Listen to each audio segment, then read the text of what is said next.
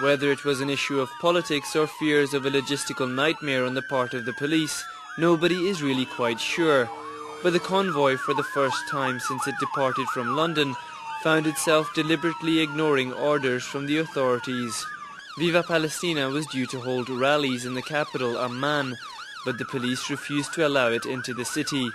In return, dozens of convoy vehicles straddled the highway, forming a rolling roadblock and shutting down traffic in what organisers described as a peaceful protest. We have actually blocked the whole freeway so nobody can move. So as we stand here, all our vehicles are the sirens on, and we have approximately about 40 vehicles here, and we've blocked off the main road to Amman. After an hour of the convoy bringing traffic to a standstill with flashing lights and blaring sirens, the police decided to back down.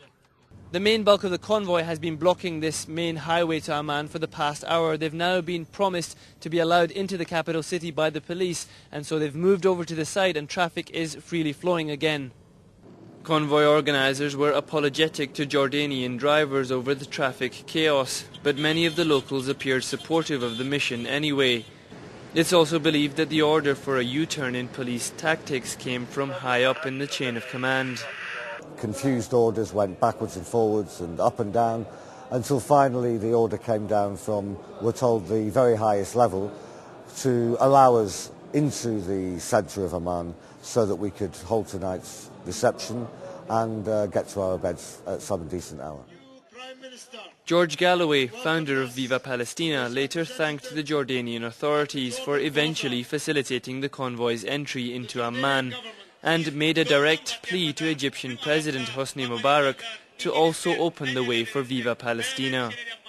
I ask him on behalf of our convoy, on behalf of all the people around the world whose hearts are bleeding, whose eyes are weeping for Palestine, to please open your gates for us and allow us to proceed through the gates of Rafah to besieged Palestine. The convoy will now move to the port of Aqaba in the south of Jordan, from where it hopes to take a ferry to Egypt before driving up the Sinai towards the Rafah crossing.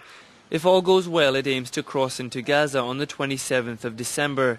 However, there are some fears that the ferry crossing may not go to plan if Egyptian authorities decide to refuse to allow the convoy ashore. Hassan Ghani, Press TV, with the Viva Palestina aid convoy in Jordan.